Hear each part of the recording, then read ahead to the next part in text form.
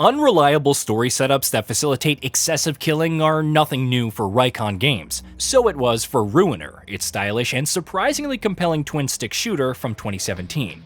And so it is for Metal Eden.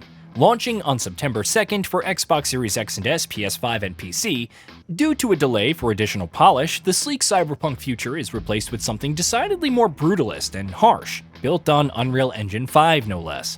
You're also no longer viewing the action from on high, but through the eyes of ASKA, a powerful hyper unit who tears through the opposition.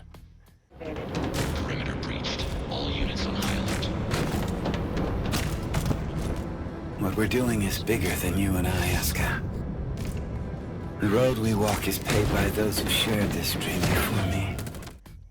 The proverbial hot knife through her autonomous machine's foes, but with some self-doubt about her existence, or at least hints of the same, and a cycle of suffering. This is illustrated best in the free demo, where ASKA discovers her previous remains, harvests the all-important core from it to restore her hyper abilities, and fight through waves to end up brutally curb-stomped by a mysterious foe. All the while, the enigmatic and totally non-suspicious Nexus explains her situation and the overall setup.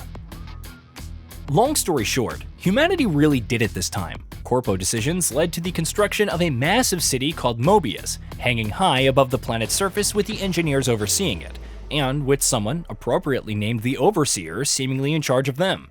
Something caused the city to become corrupted with erosion, which is bad news because humanity's cores are trapped inside.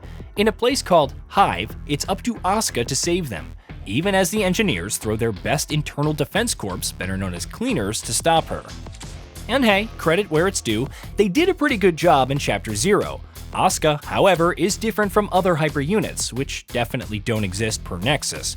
Her psyche is actually human, and upon death, she sends it back to base to enter a newly rebuilt body. She hears some noise from her core after the latest death, but if foreshadowing has taught me anything, it's probably fine. The Overseer also put out a PSA in the latest trailer, warning that ASKA is on her way to destroy them all, which is completely unlike her stance of justice, love, and protecting humans. Propaganda, or are we really the bad guys?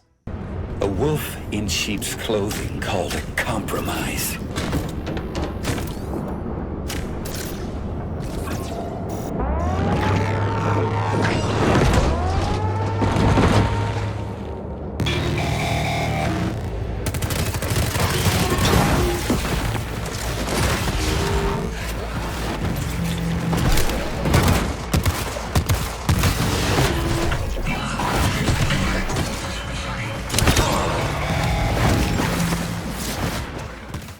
Plenty of questions, and if Ruiner is any indication, the truth probably won't be that straightforward. My money is on the cores of the IDC actually belonging to the humans that ASKA is trying to save, if only because it would be the most shocking, but still predictable twist. ASKA's respawning ability also might make Metal Eden out to be a roguelite, a little first-person shooter spin on Returnal, if you will, but it's not. This is a linear, single-player campaign, but it wouldn't surprise me if Reikon presents some other unique hook, given ASKA's unique condition. As a hyper unit, she has access to abilities like grappling, which also provides speedy transport via zip lines, and wall running with a jetpack that also allows for double jumps, hovering and dashing on the ground and in midair. She can also rip and tear while adding another option to the menu: consumption. You can rip out cores from most unarmored enemies, which can be consumed to recover some health and ready a super punch to destroy enemy armor, exposing them to gunfire. Alternatively, you can toss the volatile core at enemies to deal damage. Each of these has upgrades to diversify their functions. You can make it so that the booster obtained upon consuming a core provides additional benefits, or that a bit of armor recovers upon consumption, or roll around with 2 super punches at a time.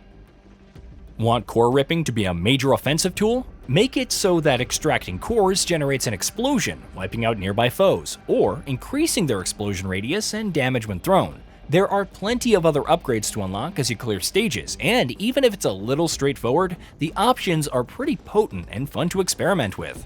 Of course, you can upgrade weapons with a separate currency, Dust, to unlock alternate firing modes, like charged laser shots for the pistol, which consume more ammo but dish out way more damage.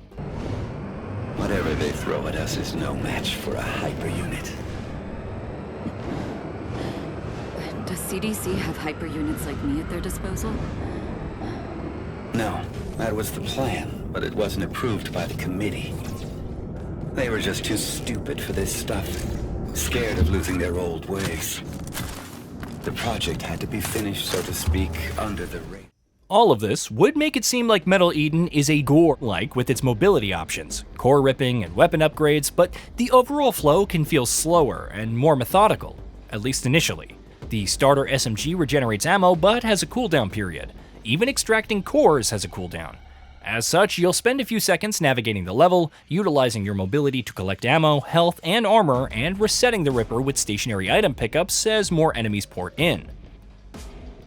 It admittedly takes some getting used to, but as you unlock more upgrades, including the ever-helpful ability to extract cores from longer distances and improve your weapons, the combat becomes much more frenetic. The cooldown on core ripping means you'll have to think carefully about whether to consume it for health and a super punch for a quick and easy kill, or toss it into a crowd to wipe out more enemies.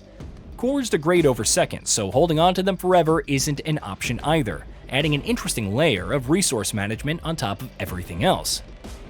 The demo also served to illustrate the different objectives that each level has to offer beyond slaying waves of enemies, like activating a marker and standing in shifting zones to fill a progress bar as enemies continuously swarmed.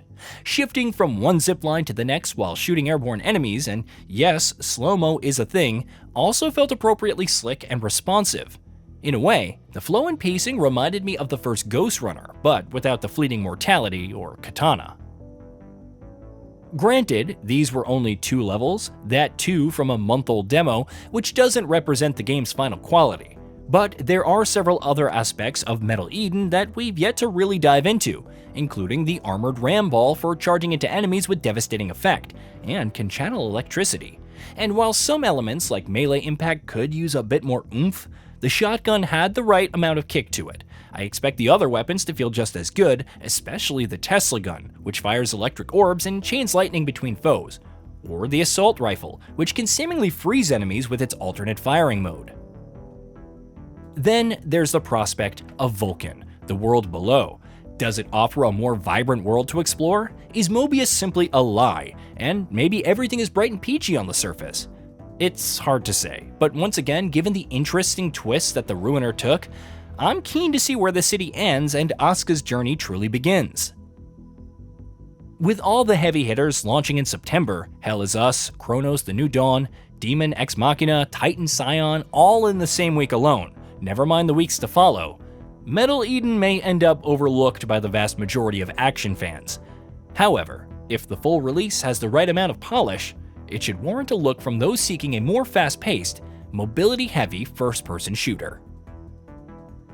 Hey, did you know that we at GamingBolt upload new videos every day? Stick around, drop a like, subscribe, and hit that bell. And let us know what kind of content you'd like to see in the future with a comment below.